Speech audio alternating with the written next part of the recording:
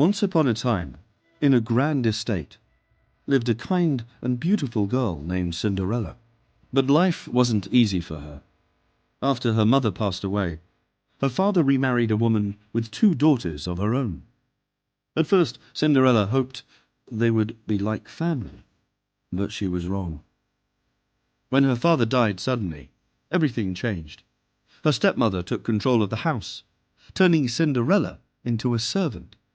While her stepsisters lounged in fine dresses, Cinderella scrubbed floors, cooked meals, and mended clothes.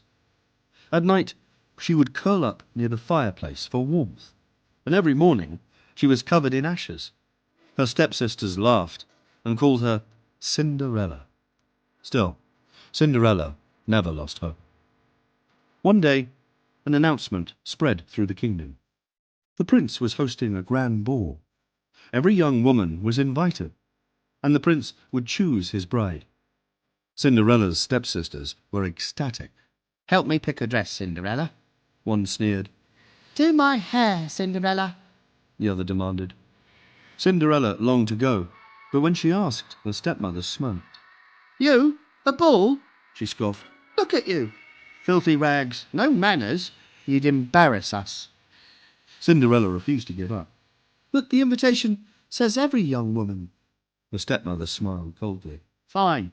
If you finish all your chores and find something suitable to wear, you may go." Then she dumped an enormous pile of laundry in front of Cinderella and sent the sisters off to the dressmaker. Cinderella worked tirelessly, but by the time she finished, the sun was setting, and she had nothing to wear. Heartbroken, she ran to the garden and wept. "Why are you crying, child?" Cinderella gasped. A woman in a shimmering cloak stood before her, smiling warmly. "I am your fairy godmother," she said. "And you, my dear, are going to that ball." With a flick of her wand, the magic began. A pumpkin from the garden transformed into a grand carriage. Mice scurrying nearby became elegant white horses. A rat turned into a proud coachman, and a lizard into a footman.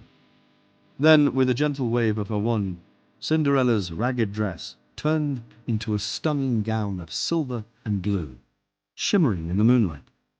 On her feet, delicate glass slippers sparkled. "There," The fairy godmother said, pleased. "now, off you go."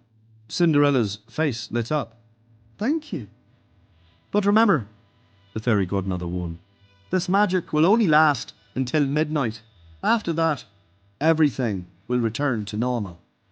Cinderella nodded and stepped into the carriage. She didn't intend to waste a single second. When Cinderella arrived at the palace, everyone turned to stare. "Who is she?" the guests whispered. The prince was captivated the moment he saw him. He approached, took her hand, and asked her to dance. All night they twirled across the ballroom floor, lost in conversation and laughter. Cinderella had never been so happy.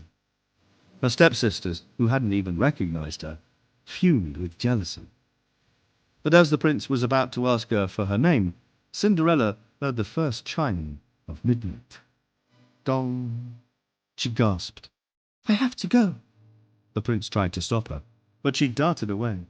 Dong! She ran down the palace steps, her dress already fading back into rags. Dong! As she rushed to the carriage, one of her glass slippers slipped off. But there was no time. She had to keep running. As the clock struck 12, the carriage turned back into a pumpkin, the horses into mice, and Cinderella was once again just a girl in tattered clothes. She made it home just as the final chime echoed in the night. The next morning the kingdom buzzed with news. The prince was searching for the girl from the ball. He had found her glass slipper on the palace steps and declared, "Whoever fits this slipper shall be my bride." One by one, women across the kingdom tried it on. Cinderella's stepsisters were no exception. "It has to be me." One shrieked, shoving her foot in. "How my toes?" cried the other, cramming her heel inside. But no matter how hard they tried, the slipper didn't fit. Cinderella watched silently from the corner until the prince's servant noticed her. "What about her?" he asked. Her stepmother laughed. Cinderella? Don't be ridiculous. But the prince's servant insisted. Hesitantly, Cinderella stepped forward. She slipped her foot inside, and it fit perfectly. Her stepsisters gasped. Her stepmother turned pale.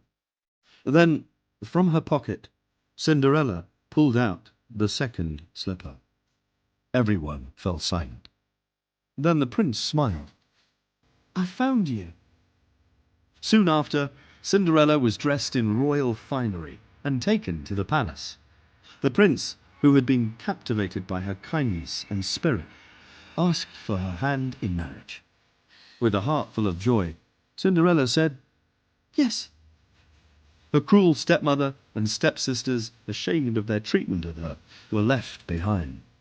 But Cinderella, ever kind, forgave them.